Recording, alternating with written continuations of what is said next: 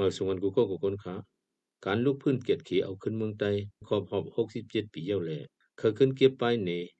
รายการลุกพื้นปานเจ้าคุณไข่ฟ้าไตเฮาฮาเป็นหือมาหนังเนื้อผู้ลงเล่นไปปืนเขาหมายตั้มเตรียมต่างไว้นั่นในกำนำตียามยินคนเท่าเขาซ้ำเนกันว่าเมื่อปานเมืองหลีนั่นในปานเมืองหลีอันเขาว่านั่นพอถังเจ้าปานเจ้าคุณไข่ฟ้าไตเฮาเขาผู้ปึงพองงำในเตะแค่ที่เปิงอยู่ตามหนังคู่หมอลงใจคำเมืองค้นคว้าต่างผืนไว้จึงเตที่ปีเฮง85เพราะว่าเจ้าหัวคำปีปอยาขุนอิงเลดที่ยอบเย้าก็เนื้อนาลินใต้ดังลุมในเพื่อว่าเจ้าผ้าหนังกันพิษแผกแตกจัดตึกตัวขาผีกันแลคนเมืองตั้งหลายเลยไปเลยหนีเนื้อมันเนื้อส่วนมีคนอยู่สิ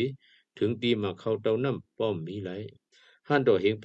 87ก่อนอิงเลดไปเพียวนั่นเนื้อนาตีใต้ไหนปักเปิงพิงเมืองหมดไว้หายหลายสีเมืองจีควันหนังกันเหลอเมืองจีลงหนังกันเหลอเมืองจีอุ้ยหลีกันเหลอจะได้เป็นซึกตึกกันอยู่วันมันสวนเป็นพื้นไฟลูกไว้เสียงเมืองจีแห่งใหญ่หิมยึดปีกินเนื้อเมืองอ่อนอยู่ไว้เลยนาลินห้ามนำในห้ามกวนอยู่บนเสาไว้วันไหนเอาย้อนสังจื้อเจ้าคุณไข่ฟ้าพิษแผกตึกโตกันไหนเงาหักมันเตดีคุณมันขีเน็กตึกติ่งนั่นมายาวนาลินใต้อันตกเติงมือมันมานั่นถึงปีเฮง581ไปเยี่ยนหนองลูกข่อยเย้าจังรอดป้นเตอโอจากขุนมันเพื่อกะเผือถึงปานโกงป่องเนื้อปีเฮง750หรือจื้อนั้นขึ้นตกเตอขุนมันแทงเนื้อปานขุนมังตุงไหนเลยยอมรับสัจจะอยู่เตอครอบของขุนมันพอมีเรื่องตึกเลยส่งซึกเย้าซ้ำเลยเสือขอนหรือนั่นเนื้อนาลินเจ้าฟ้าใต้ไหนมาปักลุมซึกสีปล่อยลูกหลานเขาเข้ามากุมกำเจ้าคุณไข่ฟ้าเจออยู่แต่คุณมาใน1 ปีอำนั้น2 ปี1 ปอกและยืนส่งโคลูกูสาแควมกาและเก็บส่งปลาคอนกล้าขายคอนปลาไม่คอนโมเฮเจอในก่อนหรือนั้นและเอาลูกยิงนางสาวตัวเก่าเขาสักป้าแทงยาวเดปีเฮง81ไว้หลังขุนมันตั้งอังกฤษตึกกันยาวนั้นไล่เสือป้าขอนเงินอันคันตำเต็ดเน็ตไว้นั่นก่อนเจ้าผ้าอันนำเสือไล่ขอนเต็มตันนั้นยาปูห้องยอบขังเนื้อปานกุนตีป้อนั่นเจ้าผ้าเมืองนายหลอกจอกและยองห้อยยายอบขังไว้ตีเนื้อหอมันทะเลสี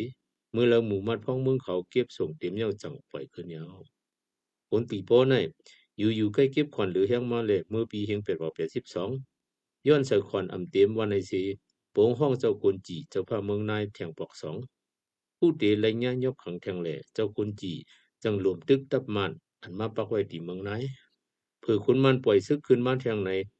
เจ้าคนจีเล่เจอเจ้าฟ้าอนำสักขวัญไรนั่นอ่อนเขาซอนจูเกียงตุงเยาเจ้าฟ้าเกียงตุงก็ย้อนอำหันจากเนื้อคนตีโปไว้เตรียมปึ้งเลยจังอ่อนโหลุกพื้นต่อคนตีโปเยาเมื่อปานขุนมังตุงนั่นตีหอเกียงหงอันเป็นเตอมือเกียงตุงห้ามเป่าไว้ตีนังเจ้าฟ้าเผื่อเจ้าฟ้าเกียงตุงเลือกสางเต้นขึ้นไหนขุนมังตุงปากเปียสีเอาก็มันไล่เจอขึ้นเป็นเจ้าฟ้าเกียงหงถึงปานคนตีโปมาซ้ำสึกมักมันแทงแหล่เจ้าผ้าเกียงตุงสั่งลุกขึ้นคนตีโปยาวเจ้าผ้าเกียงตุงอ่อนโหสียืดซิมตับมันตีเกียงตุงอำกาขึ้นหน้าตึกผ้าเกียงหงอันฮับอจากขุนมันนั่นยาวซื้อเจ้าผ้าอันตุ่มตอมกันไว้ตีเกียงตุงในอินอันตาเอาขึ้นเมืองใต้สีลุกพื้นต่อขุนมัน5ในที่นำเจอเปลี่ยนตาพูดแบบคนตีโปสียุคต่างคือคนต่างก็ขึ้นนั่งหอคำไว้เมื่อเจ้าเขาอังยุคต่างมังซาเมียนกุนอันหลันชนเจ้าเอามันแก่เมืองสีไปกว่าอยู่ไว้ตีเมืองเวียดนามนั่นขึ้นเป็นคุณหอคำเผื่อมันอำจังมาซ้ำอังยุคต่างมังซาหย่องยานก็ในก่ออำเผียวมันไรเดกำเลือนจังหับปังมังซาเลนปินอันเป็นลูกมังซากันเนาแก่เมืองป่านมังตุงนั่นยาวเจอจุ่มเจ้าผ้าเกียงตุงอันอ่านปวดตีปอสียุคเลนปินขึ้นเป็นขุนนั้นปืนเผาไว้จำเพราะมีขุนเมืองเจ้าผ้านังการตีเคียงกันอำยาอำไว้ขุนเมืองในตีรวมด้วยถึงศาสนาแรกขามันคนเมืองเพราะว่าเล่นปีนขึ้นเป็นขุน3 ปีจังตีได้สักขวัญ1 ปอกขุนเมืองในตีให้กังเพกินตั้งเสียงแต่คนเมืองเลยลีเลยเป็นเพราะมีขุนเมืองตีญาลูเลยญาลูศาสนาในขุนเมืองเลยเจ้าผ้าตีเลยเกียรติให้กังวันไหนเอานอกหรือไล่ขาเมืองกึ่งเลยกีซีเจ้าผ้ากำนำในเปลี่ยนไผ่ลิ้นปิ่นไว้ยาวเจ้าผ้าเจออำเขาไผ่ลิ้นปิ่นนั่นและฮับขอบวงดีหกขมันสีตึกต่อเจ้าผ้าเมืองนายเก่งตุงเหลือยามหนังนั้นตีปอดห้องก็ หนอฟ้าหนอเมืองแลเจ้าอย่านั่นเขาลูกพื้นตัวเจ้าผ้าสีป้อแลโอ้ยหลีมันผลสั่งตนหงอยู่ว่าถ้าด้วยเปิงเปลี่ยนตีเหนือในจึง